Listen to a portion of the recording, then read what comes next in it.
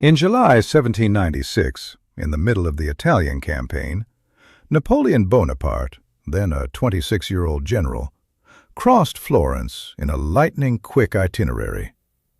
At Palazzo Pitti, he was received by the Grand Duke Ferdinando III of Lorraine.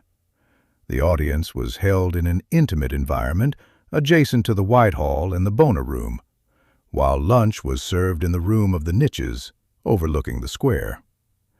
In the city, he visited the Academy of Fine Arts, the Museum of Science, where he admired the anatomical waxworks, and, passing through the Vasari corridor, the Tribune of the Uffizi, where he was struck by the Venus de Medici. After the Grand Duchy under the House of Lorraine was dissolved and Napoleon I became emperor, he never returned to Florence, where his power was represented and exercised by Louis I, King of Etruria. Upon the latter's death, his widow, Maria Louisa of Bourbon, took over, and, from 1809, Napoleon's sister Elisa Bonaparte Bacciocchi became Grand Duchess of Tuscany. The northern wing of the second floor of the Pitti Palace was redesigned in the hope that Napoleon and his consort, Marie-Louise of Habsburg, would come to stay, and the works were not concluded until well after the rapid trajectory of his fortune. Even without Bonaparte, in the palace and in the collections of the galleries, there is no lack of references to the heroic myth of his personality. Both inside and outside the palace, and in the Boboli Gardens, one can follow an elaborate itinerary through decorations, paintings, sculptures, objects, and details that defined an era marked by a style of renewed elegance, inspired by the ancient and, at the same time, open to modernity.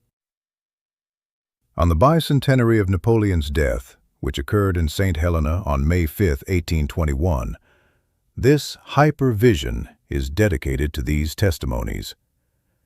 It begins in the rooms of the Gallery of Modern Art in Palazzo Pitti, the heart of the early 19th century heritage, and continues by focusing on unexpected and lesser-known elements of the same season.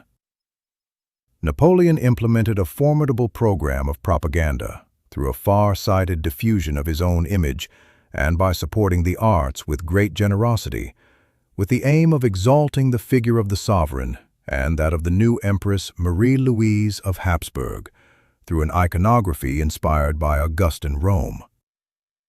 The empire style spread throughout the territories conquered by Bonaparte, including Tuscany, as evidenced by the painted or sculpted portraits of the sovereign and the works that celebrate his military exploits on the model of the great tableau à la David, or that illustrate important dynastic events, such as the birth of the King of Rome. The colossal bust, traditionally believed to be the work of Antonio Canova, was donated in 1845 to the Grand Duke of Tuscany, Leopold II of Lorraine, by Louis Bonaparte, as a sign of gratitude for the hospitality he had received in Florence during his exile, following the defeat of his brother Napoleon Bonaparte. The subject is bare-chested, with head turned to the right, high forehead, wavy hair, pronounced nose, thin lips, and deep-set eyes, which contrast with the classic composure of the face, perfect in every detail and in line with Canova's principles of ideal beauty. This proud, dominant image traces, with minimal variations, the portrait of Napoleon executed by Canova from life in Paris in 1802. The first consul of the French granted him no less than 5 sittings to create the terracotta maquette, used by the sculptor as a model for the entire monumental nude figure of Napoleon as Mars, the Peacemaker, today exhibited in the London residence of the Duke of Wellington, the general who defeated the reckless leader at the Battle of Waterloo. The type of this bust portrait was popular in international collections, thanks to the numerous copies made in the Carrara sculpture workshops sponsored by Napoleon's sister Elisa Bacciocchi, which had been appointed to perform the serial production of celebratory images of members of the Bonaparte family. The last signed version of the bust dates back to 1822, acquired by the Duke of Devonshire for his collection of sculptures in Chatsworth. 1807, Bisque inscription. A.B. 1867, imprinted. Pitti Palace, Gallery of Modern Art, inversion, Pitti Objects of Art, number 486. The archetype of the bust, represented as an ancient Herma with the inscription Napoleon, was the marble sculpted by Antoine Denis Chaudet in 1799, which had been chosen by Bonaparte as his official portrait in sculpture. In 1804, the Sèvres manufactory asked the artist to produce a plaster version of this portrait, which was then made into biscuit. This production was intended for the desks of the kingdom's offices, but was also used as a diplomatic gift. The initials of the modeler's name, Alexander Brachard, and the date of execution, June 18, 1807, are on the back of our piece. It is not certain when it arrived at the Pitti Palace, but we can guess that it would have been brought in 1814 by Ferdinand III of Habsburg-Lorraine on his return from exile in Würzburg, and that he had received it as a gift from Napoleon, since in 1811 he was godfather at the baptism of his son, the King of Rome. Apotheosis of Napoleon Bonaparte. Graphic study from a drawing by Andrea Appiani, Uffizi Galleries, collection of prints and drawings, Invenge 4770F. In 1808, Andrea Appiani, official painter of the new regime established by Napoleon, painted a series of frescoes with the Napoleon's feats in the Royal Palace of Milan, which were almost completely destroyed in 1943 by the Allied bombings of the Second World War.